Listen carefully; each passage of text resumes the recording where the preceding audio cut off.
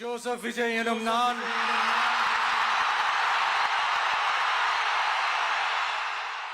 लाखो लोकांची गर्दी आसमंत फाडून टाकणारा थलपती नावाचा जयघोष आणि या सगळ्यामध्ये मुख्यमंत्री पदाची शपथ घेणारा विजय थलपती। இந்திய அரசியல் அமைப்பின்பால் आपण ज्या थलपती विजयला आज पाहतो तो शांत आहे, कमी बोलतो, गर्दीत असूनही थोडासा शाय वाटतो। पण तुम्हाला माहिती आहे का, विजय नेहमीच असा नव्हता। आज ज्याच्या एका इशाऱ्यावर अख्खं तामिळनाडू रस्त्यावर उतरतं तो माणूस एकेकाळी घरभर धावणारा, सतत बडबड करणारा आणि अतिशय खोडकर असा मुलगा होता। मग असं काय घडलं की त्या जिवंत मुलाचं रूपांतर एका मौन माणसामध्ये झालंय? विजयच्या आयुष्यातली ती एक काळ रात्र ज्याने त्याचं आयुष्यच बदलून टाकलंय। या धक्क्यामुळे विजयनं आपल्या लाडक्या बहिणीला कायमचं गमावलंय, पण त्याच्यातला खोडकर माणसालाही त्यानं कायमचं पुरून टाकलं। विजयच्या आयुष्यातला कधीच न उलगडलेला तोच किस्सा या व्हिडिओतून तुम्हाला सांगणार आहोत। नमस्कार, मी प्रियंका, आपण पाहताय न्यूज 18 मराठी।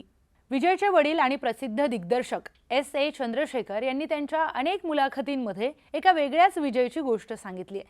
ते म्हणतात, विजय लहानपणी इतका बोलायचा की आम्हाला त्याला गप्प बसवावं लागायचं। तो सतत घरभर धावायचा, खोड्या करायचा। त्याच्या आयुष्यातली सर्वात आनंदाची गोष्ट म्हणजे त्याची धाकटी बहीण विद्या। विजय आणि विद्या यांच्यामध्ये रक्ताचं नातं तर होतंच, पण त्याही पलीकडे ती त्याची जवळची मैत्रीण होती। 10 वर्षांचा विजय आणि त्याची चिमुरडी बहीण, त्यांच्या हसण्याने अख्खं घर दुमदुमून जायचं। पण कोणाला माहित होतं हा आनंद फार काळ टिकणार नाहीये। ती तारीख, तो दिवस विजयच्या आयुष्याला कायमची कलाटणी देऊन गेला। विद्या फक्त 2 वर्षांची होती, तिला अचानक आजारपणाने ग्रासलं।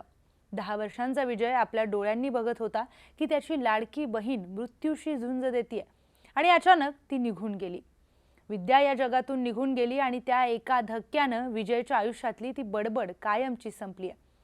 तुम्ही कधी विचार केलाय का, एका 10 वर्षांच्या मुलाच्या मनावर काय परिणाम झाला असेल? ज्या बहिणीसोबत तो खेळायचा, जिच्यासाठी तो घरभर धावायचा, ती आता कधीच परत येणार नव्हती।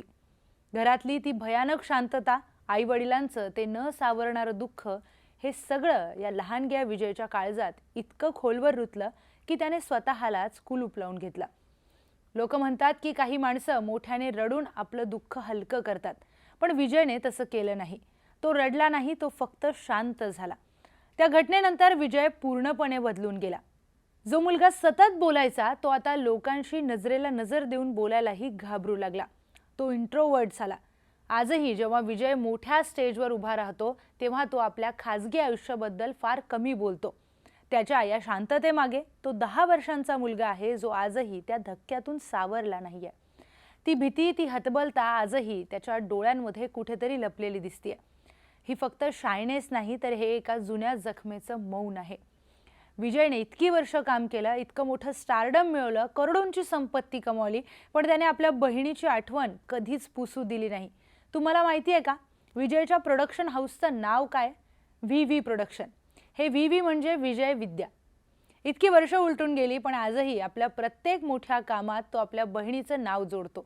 असं म्हणतात की त्याच्या घरामध्ये आजही विद्याचा फोटो अशा ठिकाणी आहे जिथून तो रोज घराबाहेर पडताना तिला बघू शकेल।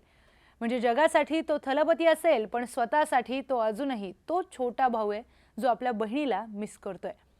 आज विजय तामिळनाडूचा मुख्यमंत्री झालाय। त्याच्या या प्रवासाचं मूळ त्याच्या या हळव्या स्वभावामध्ये आहे। तो जेव्हा लहान मुलांमध्ये असतो तेव्हा त्यांच्या चेहऱ्यावरचं हसू वेगळंच काहीतरी असतं।